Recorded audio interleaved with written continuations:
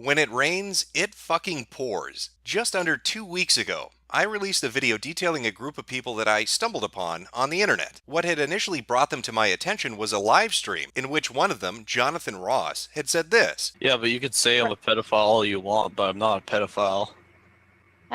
Have you talked Dude. to Rex lately? Yeah, I have. Like, how the fuck is looking that shit up not messed up? Dude, looking up kids in the bathtub isn't fucking pedophilia. The only reason why it's pedophilia if you jerk off to it. I didn't even jerk off to it at all. Like, that's what's fucking stupid about it.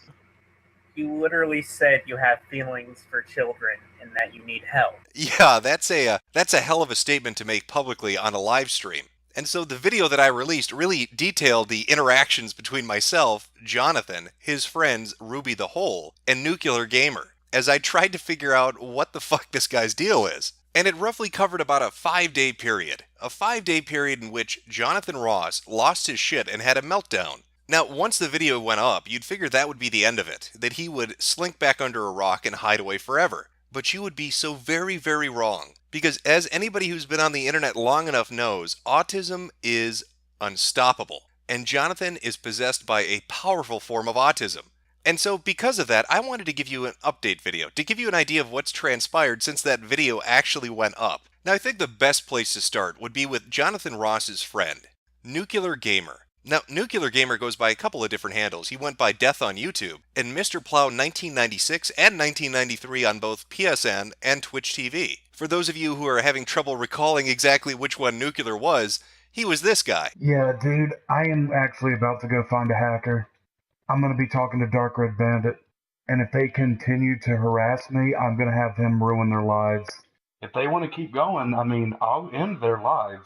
The stream is ending now. I am going to be talking to my friend who is going to be ending their PSN accounts and everything they own. I'm done with this. Jim, you're next. Oh, I was dealing with a bad hombre.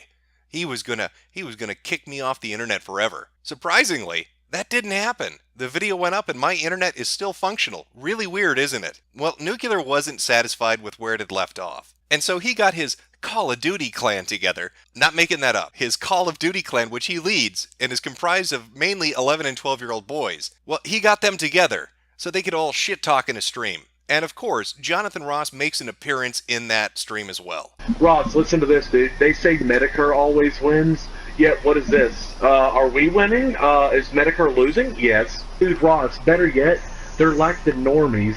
They're so butthurt because we're challenging their normal way of life. Another one just said these guys are retards. Everybody's been saying, oh, these guys are autistic. These guys are retards.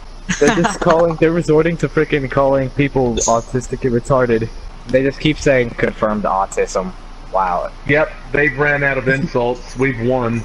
Dude, we triggered them, Ross. We triggered them. We're winning. Hey, you remove your videos. You remove your fucking videos. Hey, you remove your yo, fucking yo, videos, let the dude. speaker talk. You shut your fucking mouth, you fucking cocksucker, motherfucker, fucking cocksucking faggot.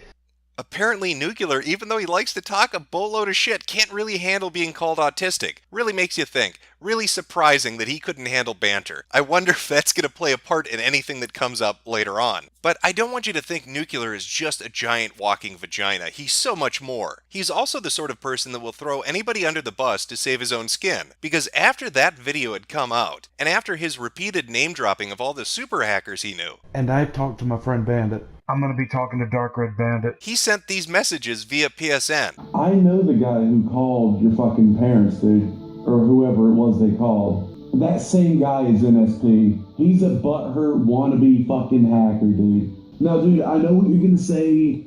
Oh, aren't you friends with NSP? No, I'm not. Now, back to what I was saying about NSP. He lives in Georgia. If you want to press charges on NSP, if you could just wait a while, we're going to be getting his information and all of that. And you can I'll gladly send it to you to press charges on him because he deserves it after what he's done. Well, who the fuck is NSP? I remember Red Dead Bandito, but I don't remember NSP. Well, NSP was his other super hacker. He was name-dropping him in the comment section of his videos before he deleted them, telling people that he was going to sick NSP on them, to dox them and kick them off the internet. And yet, here is this little girl, after talking all that shit about hacking people and destroying their lives, willingly throwing the guy under the bus. He's going to dox the hacker to save his own ass. How are you going to win those Call of Duty matches, Nuclear, if you're a giant team-killing fucker? But Nuclear wasn't content just to leave it at shit-talking, or even selling out his own friends to save his ass. No, he had to ramp it up even more. He went on to another stream, fairly recently, to continue where he left off, so that he could inform people how hard he was winning. Now they're targeting me with a targeted hate group. And it's so funny because right now this is a targeted hate group, their own. I have autism and I'm still kicking these kids' asses. I have autism. Everybody's been saying, oh, these guys are autistic, these guys are retards. They just keep saying confirmed autism.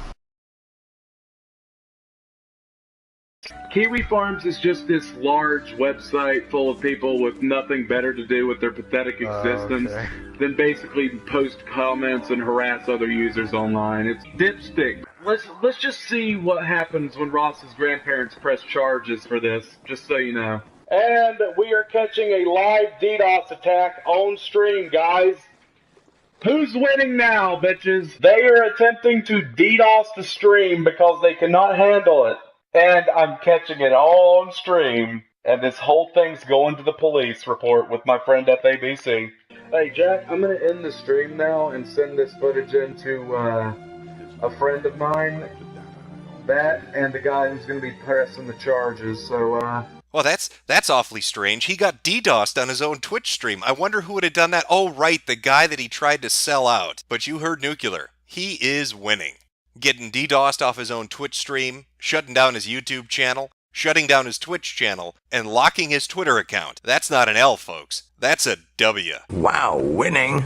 But Nuclear really is a smaller portion of the story. He's a spurgy idiot that can't really do anything except for talk shit and never follow through with it. That and sell out his own friends. The main course, as it were, would be Ross himself. Now, during the streams that I did with Ross and what I covered in the video, and there'll be a link in the description if you want to go watch it, Ross had tried to brush aside the fact that he looked up naked children online weekly for years as something that wasn't disgusting. He had said that he wanted to be a father, that he thought they were cute, that he thought the videos were similar to dog and cat videos. There was nothing wrong with watching them. There was nothing wrong with him. And his friends, Ruby the Hole and others, came to his defense to tell me that I didn't know what the fuck I was talking about, that I was twisting things around. Well, let's see how much I really twisted things around. Now, after the video had come out, Ross decided to do his own stream. A little different than Nuclear's. He wasn't talking about how hard he was winning. He was just gonna drink bleach. I never said this was intended to be a suicide stream anyways. I didn't officially call it that. This was actually fucking me just drinking Febreze.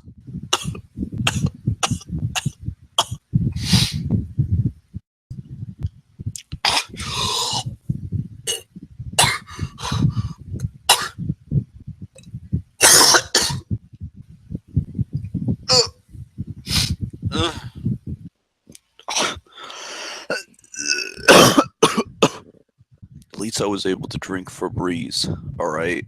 Unlike you fucking faggots. I don't know, I literally tried to kill myself live on stream. This is embarrassing, honestly. Yeah, I mean, I did. And I tried to pretty much end my own life, pretty much. So, basically, my insides are lemony fresh. That's right, Ross tried to kill himself on a live stream on YouTube by drinking Febreze. Now, I'm not sure if anybody's ever taken the time to look up the warnings that are on a Febreze bottle, but it won't kill you. It's not actually lethal at all. It will, however, make you shit yourself, like massively bad diarrhea, which is what happened to Ross, as he shit himself consistently for 2 days straight. I mean, I had to use the restroom 7 times today because it probably could, like, it was kicking in pretty much.